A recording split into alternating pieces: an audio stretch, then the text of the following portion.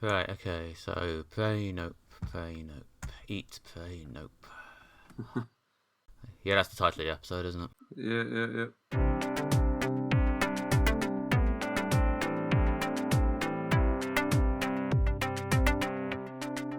Hello and welcome to Moderate Fantasy Violence, a podcast about pop culture and the world around it. I'm Nick. And I'm Alistair. And we've got some very short film names for you today. First up, we'll be covering Nope, the latest movie from Get Out and Us director Jordan Peele. And then we've got Prey, the new Predator prequel. But before all of those films, Alistair, what else have you consumed in the last fortnight?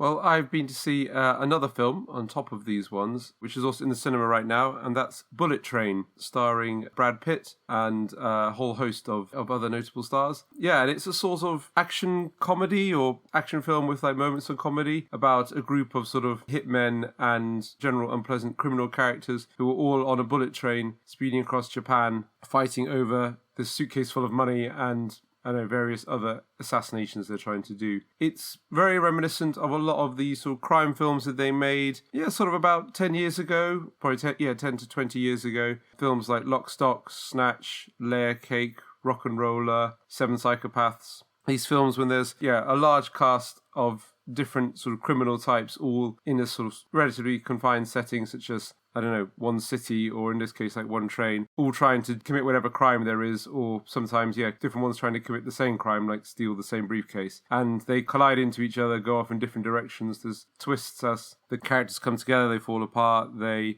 discover that, like, they've known them in the past. There's a lot of, oh, you did that thing to me back in the day, like the Bolivia job and things like that get referenced. And then, so the characters sort of lace together. Yeah, and it's also got this kind of psychedelic sort of weirdness to it with lots of strange bits. There's a bit when Brad Pitt's character punches someone sort of in this kind of big fluffy Pokemon type character costume, which is just slightly weird and slightly funny. So overall I'd recommend this film if you like a sort of action with a dose of humour. Yeah, I've seen the trailer for this a few times. It vaguely reminds me of, some of the Coen brothers silly crime films maybe, but I haven't actually seen it, so I don't know if that vibe is in the film. Burn After Reading maybe? I don't know. Yeah, similar sort of vibe in that there's lots of different characters going in different directions, bumping into each other and creating hilarious criminal chaos. Yeah, it's got that sort of slightly things aren't quite normal kind of tone to it that the Coen brothers do very well. Yeah, and there's a lot of character-based comedy. Like, each of these criminals, assassins, are like slightly eccentric or slightly weird characters. Brad Pitt's character is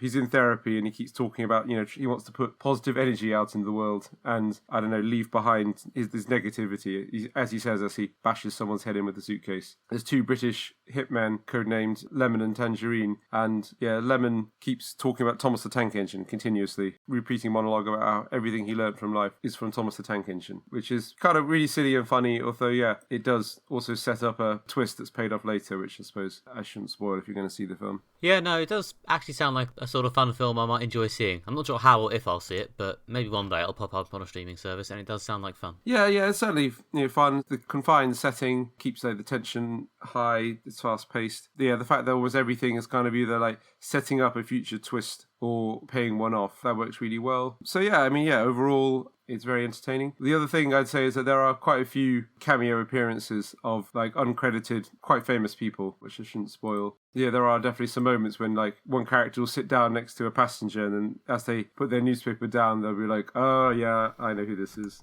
I mean, it sounds like, to be honest, it sounds like the sort of film that a lot of people moan doesn't get made these days. I guess the sort of the mid-budget action blockbuster, I guess, or I guess it's got Brad Pitt in it, so it's not that much of a small indie production. But it's probably a mid-tier production, as you say. It's not like a film that's come up through the festival circuit that was made for only a couple of $1 million or pounds. But it's not a big studio tentpole production like an MCU film or a big like literary adaptation or historic film. It's mainly sold through the fact that Brad Pitt, you like him, he does funny and action. There are some other like well-known familiar people. Is it Jodie King? She's in it as well, and the guy who's played the main character in Kick-Ass. I can't remember the actor's name now. Aaron Taylor-Johnson. Yeah, Aaron Taylor-Johnson, yeah. His name always slips through my mind. So there are some other well-known people in it, aside from the famous cameos, which I don't feel the need to spoil. But it does feel like a film from an older time, in that, it's got very much in a sort of style that was very popular, 10 to 15 years ago, your sort of layer cake-esque kind of action crime film. And again, it's sold on the charisma of 1 star and 1 tone. It's not part of like a bigger thing like being a Predator sequel or something like that. So it's definitely the sort of film that people complain doesn't get made anymore. And I guess my point is these films do get made, and they're just like slightly below the radar because I guess everyone's just focused on the MCU and things like that. Well, there's the two great poles, isn't there? Which I'm going to generalise brutally here. Apologies, cinephiles. Franchise stuff, MCU stuff, and then there's what I guess is sort of seen as prestige cinema, stuff that's either Oscar bait or the latest work by an auteur director. Yeah. Like, say, Nope. And everything between those two things perhaps seems a bit invisible. Yeah, or at least it's like lower profile, whereas like this is kind of, it's got a real sort of visual flair to it, a sort of sense of style. It's got a sort of quite specific sense of humour. It's doing something interesting with like the sort of sheer range of characters that's in it and sort of the complex web of their relationships. But it's not aiming at like Oscars or cult status, although it might universally achieve cult status. And it feels like something maybe a bit out of time. But these films do still get made, there's just less emphasis on them. So that's what I've been up to recently. Nick, what about yourself? I have been watching a massive successful thing that everyone else watched a month or two ago. I have finally seen the 4th season of Stranger Things on Netflix, the flagship show on the service about teenagers in the 80s cycling their bikes towards red lightning. Yeah, it's a very strange show, this, or what I have a very strange relationship with him, but I can't deny it's well made. Like, there's a definite quality to it. All the characters have strong personalities, all of them have character arcs. There are now about 1 million of them, which is why the episodes are now so long. There's a good slow build to this, despite this being one of the biggest Netflix shows. It isn't a very Netflixy show in terms of having punishingly slow pacing like we were complaining about in Umbrella Academy the other week. Everything builds steadily, the reveals are actually good reveals that move it forward. It's a decent show, it's a strong show. While you're watching it, it's very enjoyable. You'll have like emotions and stuff at the right places. There's a few really good bits this season with the Max character played by Sadie Sink. And yet, I find it very hard to get like super invested. Like, I can't imagine caring about Stranger Things while it isn't on. It's a very in one ear out the other entertainment, but while it's between your ears, you will have a good time. Yeah, I remember we covered the 1st season on the podcast and we seemed to like it. Yeah, it was a bit of a sleeper hit at the time in that it came out and people didn't expect it to be as popular as it was. And I guess it's only got more popular since. Does it maintain the quality? Yeah, I think it's always been pretty good. I mean, I seem to remember the 2nd season maybe being a bit of a slack one. But yeah, the 3rd season was good. This season, well, this is the penultimate one they've confirmed. The next one will be the last. So there's a certain amount of exposition. There's a certain amount of revealing stuff that they've been vaguely hinting about for the last few years.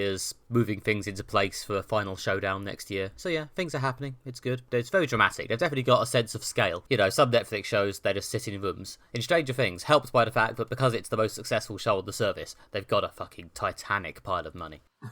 There's outdoor scenes all over the place. There's like multiple locations, some of which are only even used once or twice. There's a lot happening in this show. It's dripping with money. I've seen feature films that look less good than this season. Yeah, and some of the episodes have feature film running lengths. Yeah, most of the episodes this season are about hour 20, hour 15, but a couple of them do tip over to like hour 40, and of course the famous gargantuan 2.5 hour finale. Does it justify the lengths in these cases, or should it just been broken up into more smaller episodes? I will say that most of the episodes, most of the ones that are like hour and 20, hour and a half, yeah, it's fine. As I say, the pacing is good. It does tick along very nicely. There's a couple of subplots that occasionally run on the spot a little bit, but you know, a lot of shows have those. Even the seasons of Game of Thrones we liked had a couple of subplots that were a bit shit. For the most part, it does have enough going on. Like I say, there's loads of characters now, absolutely loads. Like, new people have joined the gang, new adults have joined, friends have friends have friends. There's a couple of random Russians who have their own subplot, these prison guards who just appear at the start of the season. They seem very committed to making sure everyone has a personality and an arc, which is very admirable and does make it feel very well written and kind of like I was saying about The Boys a few weeks ago, like a universe that's actually been thought about. You know, like a real place to an extent. But it does mean by the time they've done all these subplots for all these characters, the episode lengths just balloon. Yeah, that makes sense, yeah. But I guess it makes a more immersive experience and you feel these are real people and this is a real world and there's consistency to all of this. Yeah, you know, the one thing Stranger Things is good at, I think, is the sort of story that it obviously is, this sort of YA coming-of-age story. The fact that we've seen these characters starting from when they were quite young and now moving towards when they're obviously, well, people in their very, very late teens or early 20s pretending to be people about 15 because of, obviously, the larger-than-planned gap between seasons due to COVID has messed with the old child star aging problem a little bit. But yeah, the fact that we've seen these kids grow up from kids to teens does give you a certain amount of investment in them, and they have played their sort of growth into semi-adults quite well. Yeah, that makes sense. And is it still full of 80s nostalgia, or have they moved on to 90s nostalgia as time goes by? I'll be interested to see if they finally reach the 90s in the last season, or in some sort of like epilogue to the last season or something. But so far, no, we're sticking to the 80s, and we're sticking to the Dungeons and Dragons references. A lot of that. Yeah, and wasn't there a thing how this most recent season got Running Up the Hill by Kate Bush back in the charts because people saw it on the show, or heard it on the show, and then listened to it loads on Spotify, and it managed to climb all the way back up the charts. Yes, that song by Kate Bush is pivotal to that Sadie Sink subplot I mentioned, actually, with the Max character. And I can see why people like it. It's a very, very good subplot, probably one of the strongest in this season. So yeah, good song, good story, fair enough. I think Kate Bush both wrote and produced it and owns the rights to it, so she's laughing all the way to the bank on that one. Good for her. So yeah, it's not like, you always see these stories of singers who recorded like a Christmas single, but just took a flat fee for it and don't own the rights, and now that Christmas single's back in the charts every year and they don't make any money from it. But this is not that one of those stories. Yeah, but as I say, it's, for all that I do feel that Stranger Things sometimes feels a bit like empty calories, I can't deny the craft involved here. It's a good show. It's a decent show. It's just not, in my opinion, a particularly deep or memorable show. So it's good, but maybe doesn't deserve to be Netflix's premium or like first. I don't know. I think the thing is, I don't know. Am I being a bit of a snob here? Possibly. It is Netflix's premier show. It is the most popular, and that's because, it's undeniably good and well made, and it's something that everyone can basically sit down and enjoy. There's nothing obtuse about Stranger Things. We'll talk about obtuseness when we get to Nope. But, yeah, it's fun, it's accessible, it's a straightforward adventure. There's goodies, there's baddies, there's strong imagery. All the actors are really good. Millie Bobby Brown, I guess the breakout star from this, probably, to be fair, is really, really good. Yeah, but she's now in her Young Sherlock Holmes series. Is it Enola Holmes? Enola Holmes, yeah. I think they're meant to be making one of those. But yeah, she was really good in this still as well. She's got a very difficult part as sort of the main troubled hero struggling to control her powers, this sort of teenage girl Wolverine, and she does play it very well. Yeah. Well, I feel I should catch up with this at some point. I mean, there's like the fact there's more seasons of it, and they keep making more, so it's going to take me a while, but I probably should. Well, as I say, the final season's coming next. I don't know if it'll be next year or the year after. It seems to take them ages to make this. But yeah, if you want to burn through the last 3 seasons in the next couple of years, we can do it on the podcast. Since I get the feeling we finished Stranger Things now, I will throw in a quick bonus review for I Am Groot, the series of very short Baby Groot mini cartoons on Disney+. There's really not a whole review in this, but they are quite fun and quite cute. I watched the whole season in about 20 minutes, and I had a nice time. How long are the episodes? Like 1 minute? About 5. I mean, they're 5 minutes with credits, so realistically it's probably about 4. Right, okay, yeah. So if you've got 20 minutes spare, you'd recommend just chewing down I Am Groot. Yes. For some reason, they've loaded them onto Disney Plus as like 5 separate items, like 5 different movies, rather than a season. But there are 5 of them, and they are good. All right. Baby Groot is both adorable and stroppy in a likeable cartoon character way. This is part of all this like additional little things for these franchises they've uploaded. Like they've done a Star Wars Lego summer holiday special. Yeah, that I haven't seen, but I did watch Baby Groot as an MCU completist. And to be fair, there's no continuity material in it. It's just fun and silly and cute. I'm glad that Ant-Man and the Wasp: Quantumania won't be making reference to this cartoon. I mean, who knows? I mean, we got Guardians Holiday Special and Guardians Volume 3 in the next year or so. Maybe one or both of them will find a way to in-joke out to I Am Groot. There we go. Very small recommendation. That'll kill 20 minutes over your lunch hour.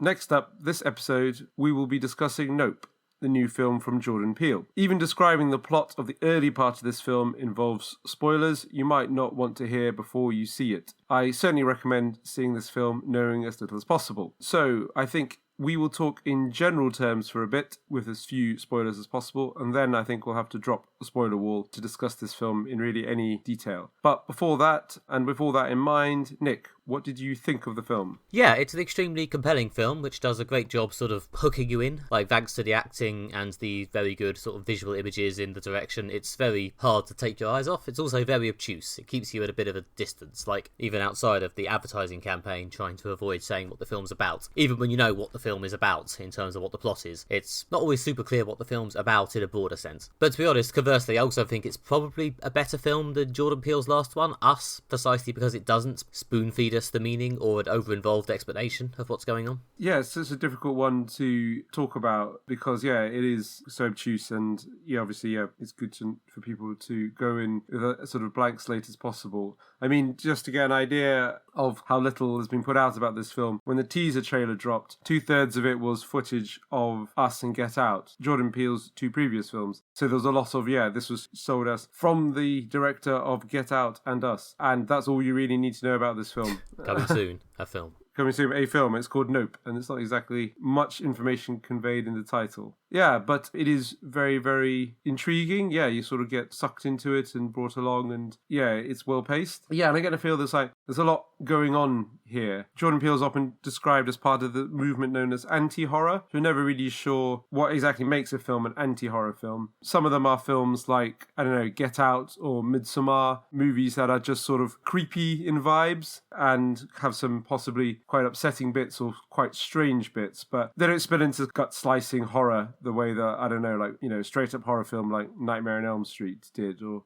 things like that. But then also films like Hereditary, which are just kind of balls-to-the-wall horror, gets thrown in with that as well. I don't know if it's just one of those things to say, it's kind of like a horror, but it's got, other bits as well, and the point of the finale is not that you shit yourself with terror. There's a bit where you shit yourself with terror in the middle, and then for the rest of the film you just have to sort of sit in it and really ponder it. Think about what it means, the shit you're sitting in. Yeah. So we certainly recommend this film. I think, is there really more we can say before we drop the spoiler wall? No, not really. If we're going to say fully spoiler-free, I think we probably have to just go for it now. So if you want to have the same more or less spoiler-free experience we did, then skip forward to Prey now. The time should be in the show notes, or just, jab that cut forward button and hope you don't accidentally hear a spoiler. Otherwise, a short pause follows, and then we will say yup to Nope.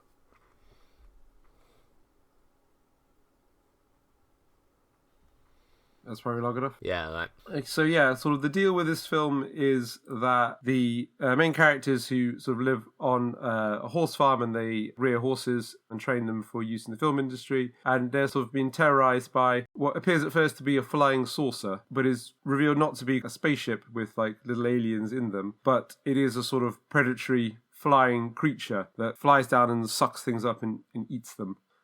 We're including one bit when it's just a load of characters get sucked up and then you just see them sort of just getting ground into blood and guts and screaming in terror and pain. That's the midsection horror part I mentioned. Yeah, that's pretty bleak, yeah. Yeah, that bit. And then, there's a bit where the flying saucer's flying over their house and they realise if they go outside or whatever, it's going to get them. But also it's sort of dripping blood onto the house. It's kind of leaking down the windows from its previous victims. And that bit is really straight up kind of nasty horror film. This is what I think happens in almost all of Jordan Peele's films, or at least this and the 2 previous ones, is there's a bit in the middle of the film when it is really wow, this is scary horror stuff. The films start with a sort of ordinary-ish situation. There's a guy's going to meet his girlfriend's parents. There's family on holiday, or there's some people running a slowly failing horse business because their father was the linchpin of it and he died. And then like all horror films, something weird happens. There's increase in tension. It escalates. And in the middle of the film, there's a really kind of scary, we're in the midst of horror now. We're definitely in a strange other world where really nasty, violent stuff happens. And then the end part of the film isn't kind of an escalation, which is, I guess, what horror fans usually expect. And the scariest bits be right at the end. I guess that's why these are often described as anti-horror films. But the final act is usually reveals more information, describes more, and is sort of quite tonally quite different. I mean,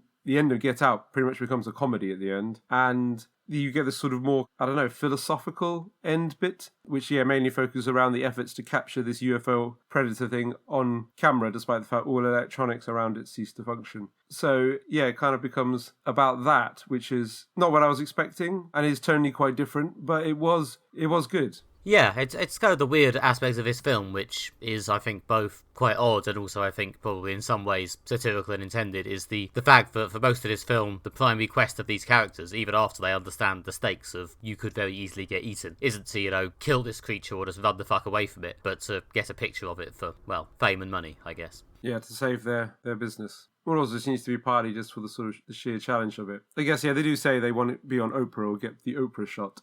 as they say. I think there's something, though, he's engaging with, like, the nature of horror movies. For example, he's, in some ways, like, engaging with this kind of notable thing within horror movies of when you show the monster, it usually gets a lot less scary. Like, most horror films go through a thing when it's like, okay, there's something creeping going on, there's something lurking in the darkness. You know, we see someone screams and then their guts get splattered everywhere. But eventually, at one point, you have to show what the monster is. And unless you've got something incredibly scary up your sleeve, then it's usually a bit of a letdown. Some films do it well, like Don't Look Now is a favourite example. It does save showing you the monster to like the last 30 seconds of the film, pretty much, which is probably the way to do it. But I've been in the cinema and you got to that point and literally people have like laughed a bit, like that's just like some guy in some makeup. Oh yeah, I mean, like, I remember A Quiet Place, which is quite a scary film in concept, but you see the monster and it's just a movie monster. It's kind of got this interesting concept where it's, like, made entirely of ear or something. But ultimately, it's just a big monster. Yeah. The scary thing is the silence and not being able to speak. Yeah, which is why a lot of things they try and save it, to the last minute or as late as possible. But yeah, and I feel that, like, the tension does go down once you fully get to see this. There's some really creepy bits early in the film of, like, Daniel Kaluuya's character just, like, walking around at night and you see, like, a shadow quietly moving, like, through the clouds above him and you're like, well, fuck, there's something up there. But yeah,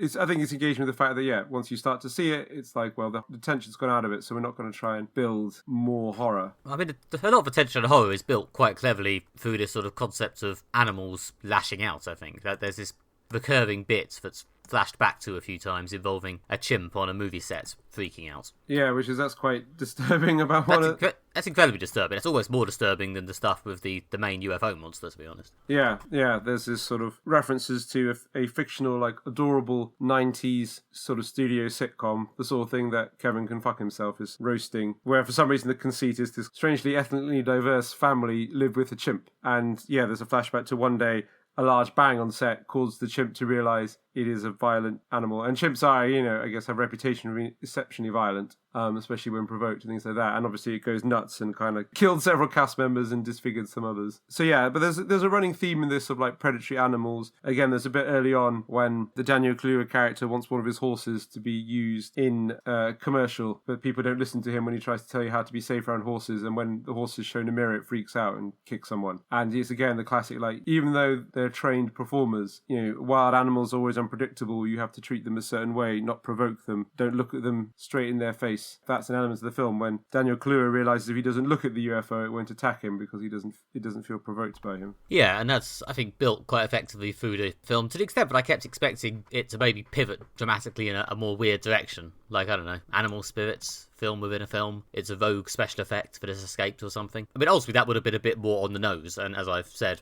earlier, this is a film very interested in being a bit more obtuse and not necessarily spoon-feeding you. To the point, but I'm curious a bit whether Jordan Peele read some of those reviews of Us and thought, right, okay, you thought I spoon-fed you too much at the last film? You pricks. Here you go then.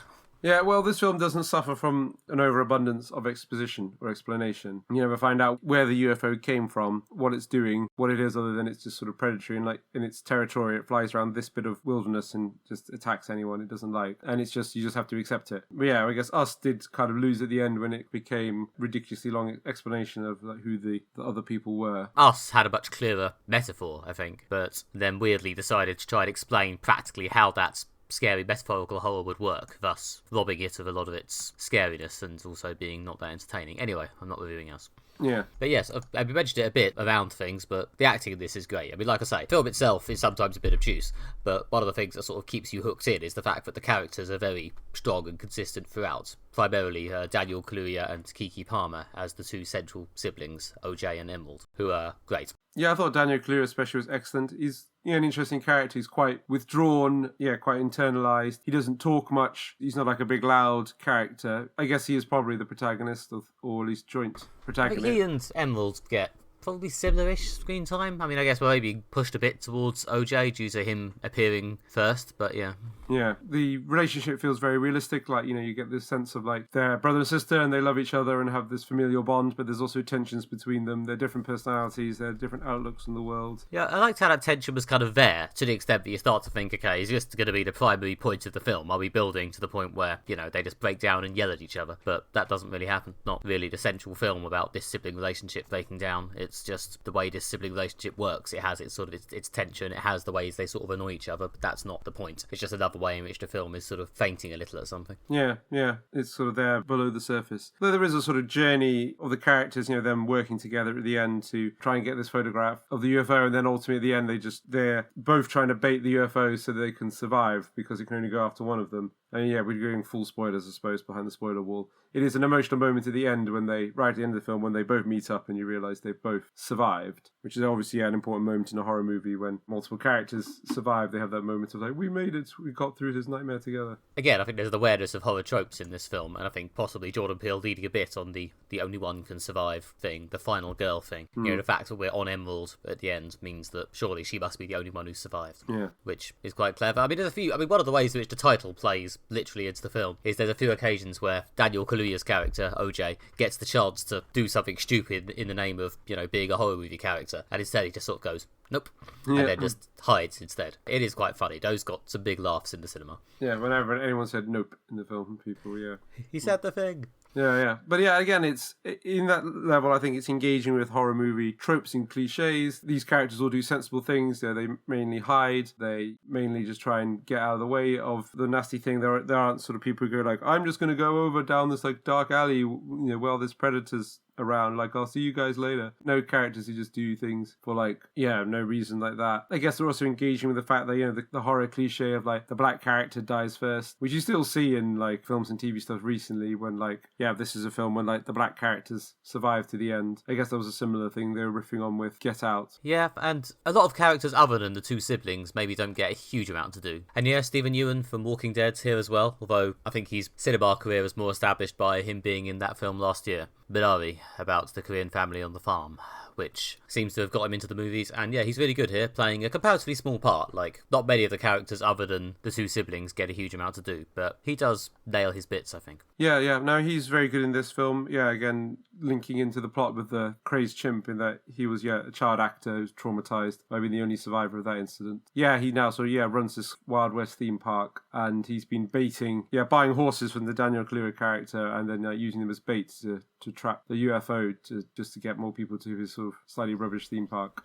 Again, exploiting creatures to put on a show and obtain fame and money. Yeah, exactly, which is obviously returning to one of the themes of the film. Yeah, I like the sort of like little moments of symmetry in his plotline. It's revealed that he was in a show called Kids Sheriff back in the day, and like the poster for this show was like looking up from a well with the characters kind of looking down in it, which you can recreate in his little theme park by putting your head over a well and then having a camera take a picture of you, and which that later becomes like a central element of the plot as the only camera left functioning that can take a picture of the UFO as it flies over the well. Which I liked how they set that up with first you see the poster, then you see the kids using it to take pictures of it themselves, and then it becomes plot relevant. So yeah, even though it's quite an obtuse film, it's still doing those things of like, it's putting these little things, setting them up, throwing out the stuff it's going to come back to you later. Yeah, no, it's, as I say, it's quite watchable, it's quite compelling, despite the fact that it's not necessarily always straight on the nose about everything that's going on. I don't know, sometimes I felt like the mechanics of exactly how the creature worked and exactly what the level of threat was at any given time was sometimes a bit vague. Like, I don't know, it didn't always seem quite as straightforward as some monster threat movies are, which sometimes made it a bit hard to know when I should be scared. Is it okay for them to be outside now? Does it matter that they're not wearing sunglasses? I was sometimes a bit, okay, sure, I guess he's not getting eaten at the moment. Yeah, I guess it's purposely obscure. You don't get a kind of detailed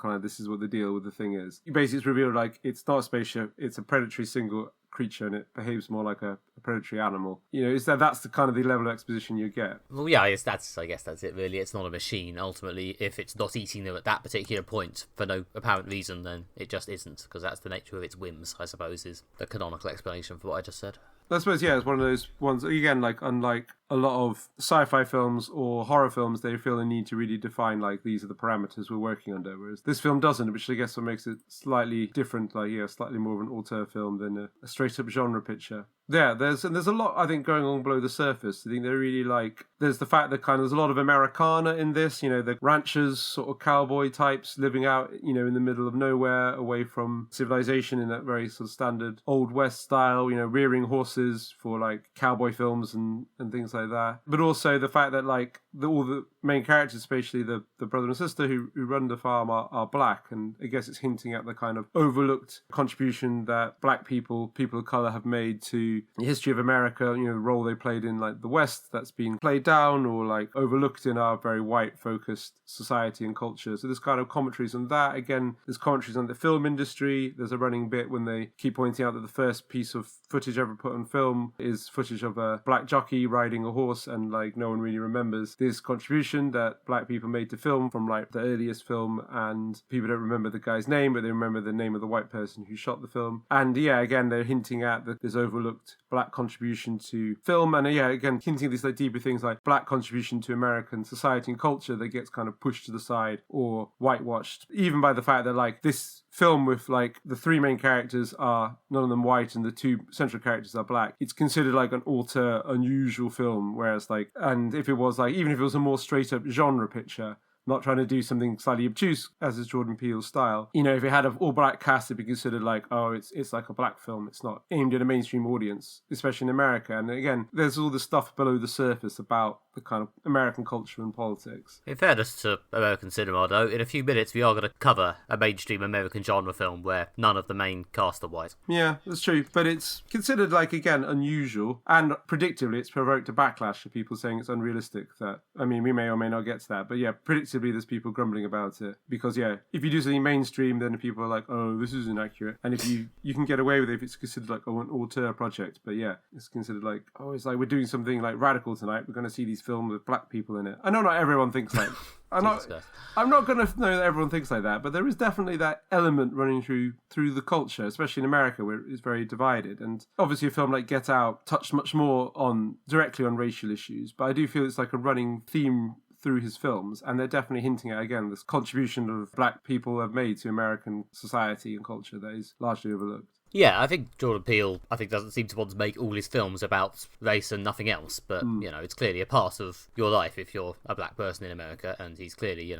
wants to make sure that we're aware of that. Yeah, like I say, it's below the surface in this film, but it's definitely in the choice of sort of subjects, because he could have made a UFO horror film about different characters in different circumstances, but, it's kind of incidental what the characters are doing during the build-up when the film's getting creepy before it goes into horror. But in this, they decided to make them ranchers and people working in Hollywood with this iconic Hollywood connection. I feel that deliberate choices conveys meaning in and of itself. Yeah, as I say, deliberate choices, yeah, there's a lot of those. There's a very real sense that this is being very carefully composed. There's a part of me that would like to see it again to, see if I can unpack the meaning and the undercurrents of it more now that I've seen it once. Whether I'll ever put aside the time to do that is probably middlingly to very unlikely, but it's very much something I feel. Yeah, I think this film definitely pays revisiting.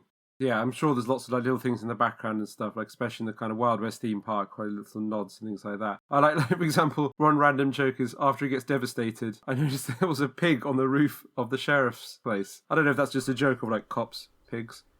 It seems like a deliberate thing that like she walks past and there's literally a pig on the roof of the sheriff's building and the pig does a big oink to camera. Yeah, there's a lot of nice little jokes in this. I think people often describe Jordan Peele's films as horror comedies, and I think the comedy's slightly lower in the mix in this one, but it is there. Yeah, I mean he was a comedian, part of a comedy double act, wasn't he, before he became a director? Yeah. There's definitely moments. Again, like I say, whenever one of the characters goes, nope, and decides to, the sensible decision at this point is to do nothing. So, accompanied by nope.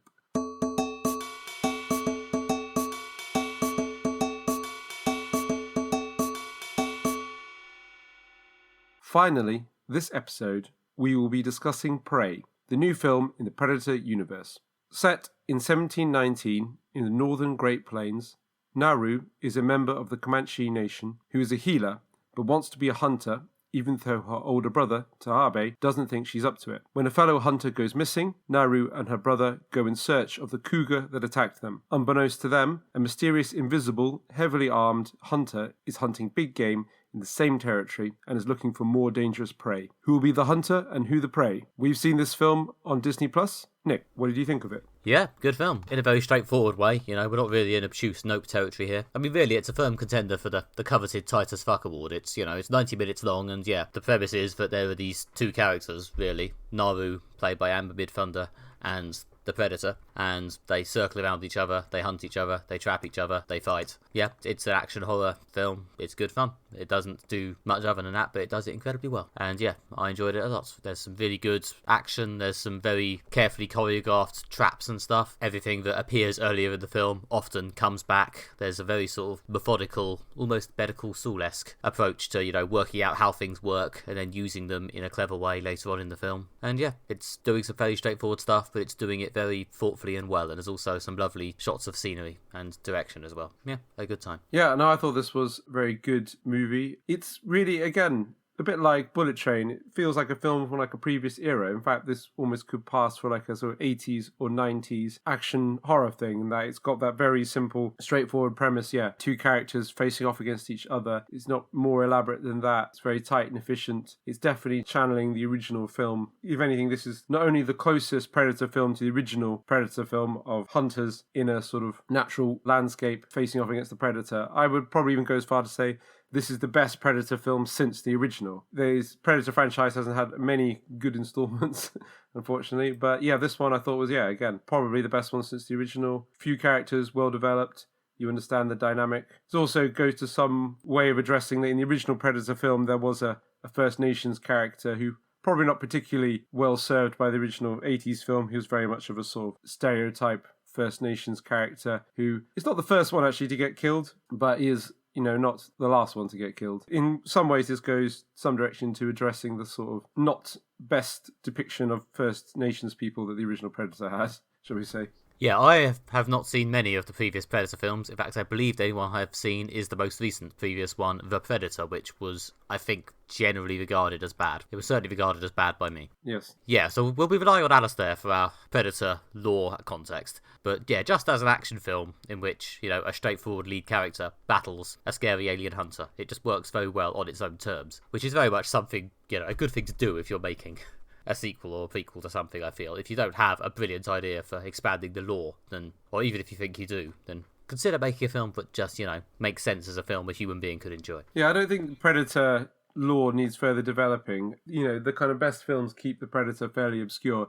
It's an alien. There's that sort of unbridgeable gap between humans and aliens, although there's some things we understand, like it hunts and it collects trophies like human hunters do. I know there's lots of comics about Predator and also in the Alien versus Predator universe that I've not read, as well as video games that probably do build out the Predator society more, but I don't feel it needs more than they're just technologically advanced. They enjoy hunting. That's really all it needs. So I feel that the fact that this film, unlike the previous two Predator films, doesn't need to add more to the Predator. It's just putting the Predator in a different circumstance. And crucially, this time locating the Predator against one character or a group of characters personified by the main character who hunting is a big part of their life. Even the soldiers from the original film were soldiering was their job, whereas obviously the Comanche nation, their entire existence, because they need to hunt for the food that sustains them, but also it's part of their culture.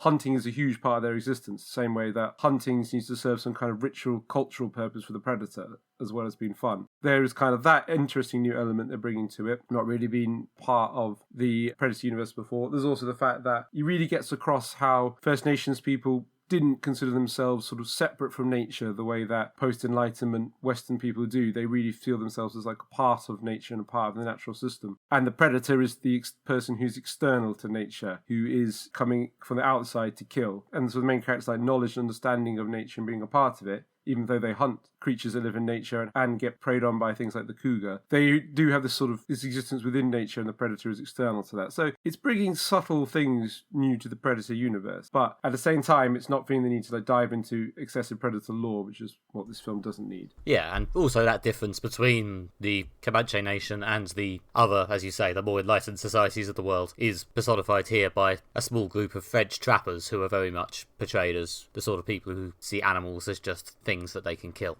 Yeah, again, throw it in. I like the fact, they're French, so there's that language barrier as well. So even from the audience, because obviously the Comanche characters speak English, apart from a few bits, but I guess you understand they're speaking their own language. We're just seeing from their perspective, so it's translated for us. When they meet European characters, the fact they speak French reinforces to the character, Naru, your point of view character, there's a language barrier that can't be overcome, which wouldn't have worked if they spoke English. Also, they're quite unpleasant people, and it's quite satisfying when the Predator gets them. Yes, it is nice to have some people the Predator can just kill, and we don't care because they're not our main characters. Yeah. And speaking of our main characters, I guess, multiple points to Amber Midthunder, who is absolutely great in this. She was very good in Legion, but absolutely owns this film. Yeah, and she's very much the lodestone of the film. Yeah, this film would not work if it wasn't for her very good performance. Yeah, very much the anchor of the film. Relatively straightforward character, with like, she wants something she can't have, which is to be a hunter, or at least something that the social structures of their society personified by her brother is standing in the way of. But yeah, and then throughout the film, she gets what she wants. It's quite simple, straightforward, but it's handled very well. And again, the film recognises it doesn't need anything more complicated than that. Yeah, and she's very much the centre of this film, and she holds attention through sheer,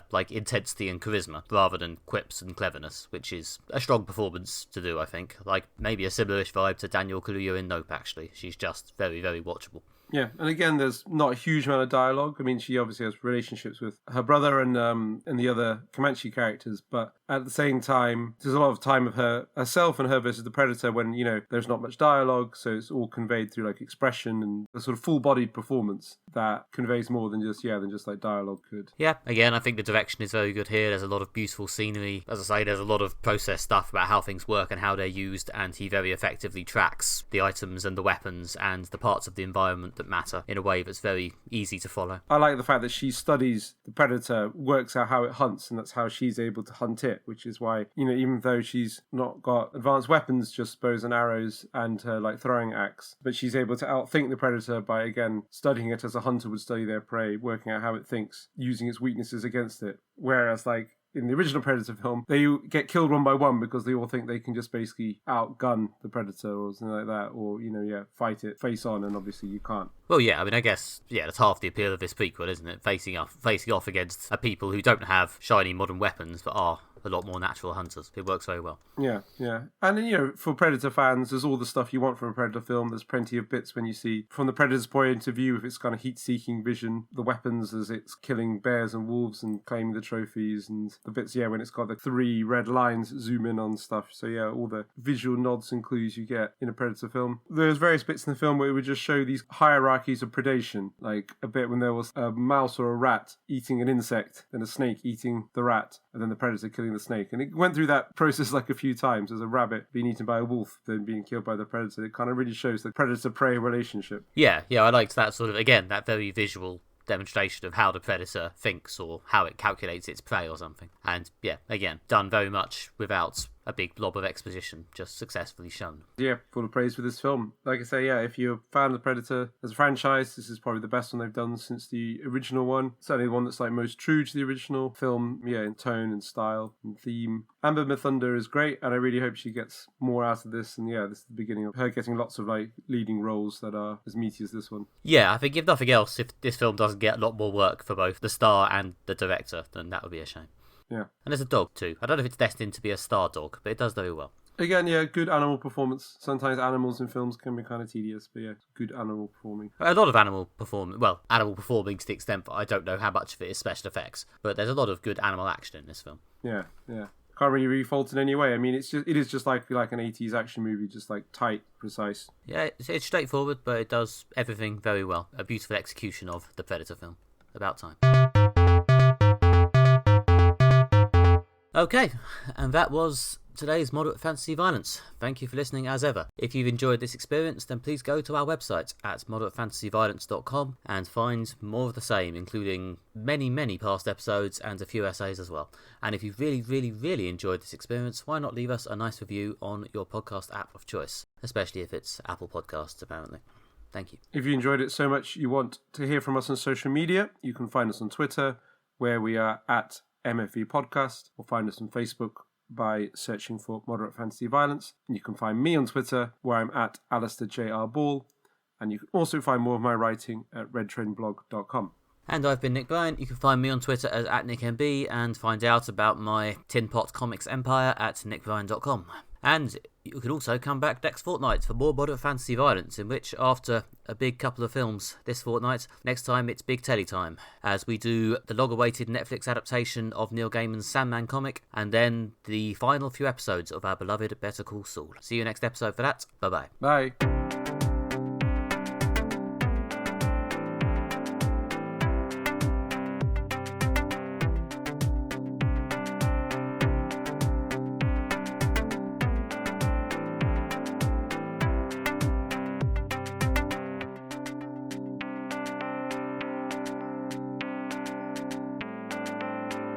That's all my notes.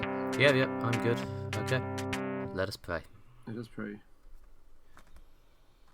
Right, and by pray I mean get some water. I am praying for water right now. It's very sweaty in here. Okay, let's lubricate ourselves and then return. Alright, okay.